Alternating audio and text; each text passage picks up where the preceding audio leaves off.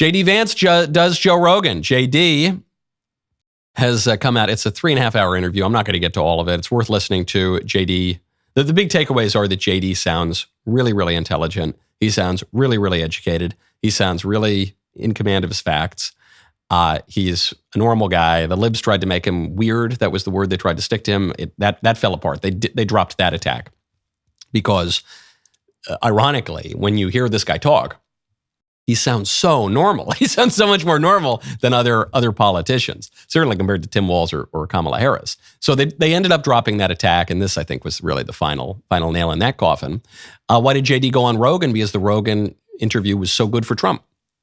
And it's going to be really good for Vance, and it's going to be good for the Trump-Vance ticket. The only clip I want to pull out is this bit where Joe and Vance are talking about the transgender ideology, which is a huge political winner for Republicans. It flipped Virginia red for Glenn Youngkin. It helped reelect Ron DeSantis in Florida by an even wider margin than he would have otherwise. And it's just a winner. People who disagree on all sorts of things, abortion, bioethics, marriage, the sexual revolution, people who are all across the political spectrum in America can agree it is wrong to castrate little kids. We're not even talking about transgender ideology for adults. You know, my views on that are probably different than a lot of liberals' views on that. But we pretty much can all agree it is wrong to castrate kids. And so they hammered this issue. And there are even people who wave the rainbow flag. There are even LGBT identifying people who say this transing the kid stuff is really awful. And JD Vance made a comment that made waves because it seems so out of step for many Republican politicians. Some were calling it a contradiction in terms. I think it's politically pretty smart, though, and I think it's incisive and correct. I think that, frankly, I wouldn't be surprised if me and Trump won just the normal gay guy vote. Because, again, they just wanted to be left the hell alone. And now you have all this crazy stuff on top of it that they're like, well, no, we didn't want to give pharmaceutical products to 9-year-olds who are transitioning their genders. We just wanted to be left the hell alone. That phrase, the normal gay guy vote, that's the phrase that is resonating and that some people are going to take issue with. Because people are going to say, well, that's a contradiction in terms. No knock on our friends who are a little light in the loafers, but that's not normal, right? That's an abnormal kind of behavior. It's not normal by ideal standards. It's not normal even by behavioral standards. It's abnormal. Go to supremecoup.com/Knowles. The radical left is plotting a Supreme Court coup. They're not even trying to hide it anymore. These progressive ideologues want to eliminate the court's conservative majority by packing it with their own hand-picked justices. It's not court reform. It's a blatant power grab to get the outcomes they want. Here's the frightening part. If one party controls the House, Senate, and presidency come January, they could restructure the court overnight. With a simple majority vote and a president's signature, their plan becomes reality. But there is hope. First Liberty is leading the charge to protect the Supreme Court from this radical plan. They're fighting to preserve the legitimacy of the court and the separation of powers that safeguards our freedom. Don't let them Venezuela your United States. Go to supremecoup.com/Knowles. That is Supreme, COUP.com/KNOWLES to learn how you can help stop the left's takeover of the Supreme Court.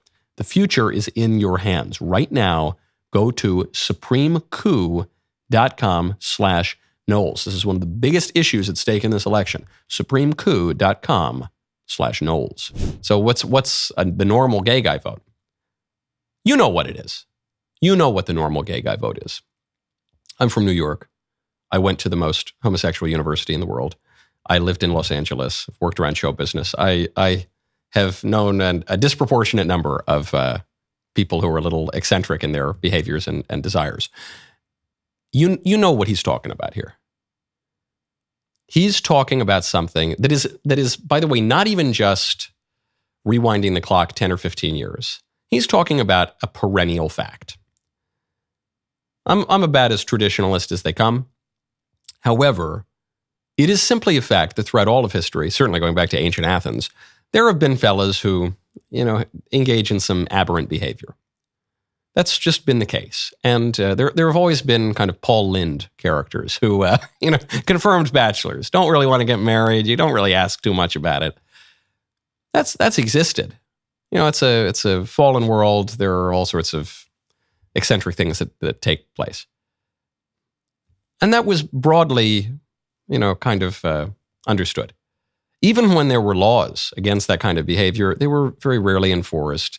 They really only existed as a matter of setting standards and setting norms. When he says, look, there's some people who they want to do what they do and be left alone.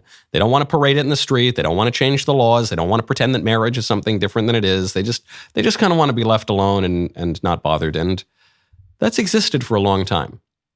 And you know, okay, this is the world. All right, that's how it's been forever.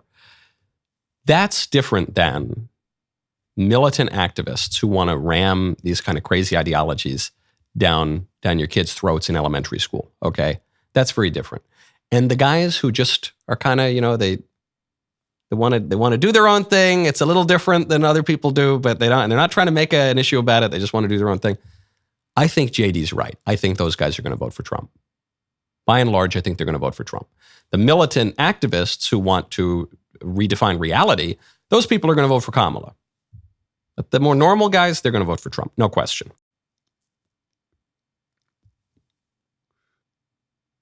That was a good clip, wasn't it?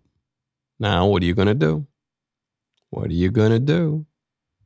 You better subscribe.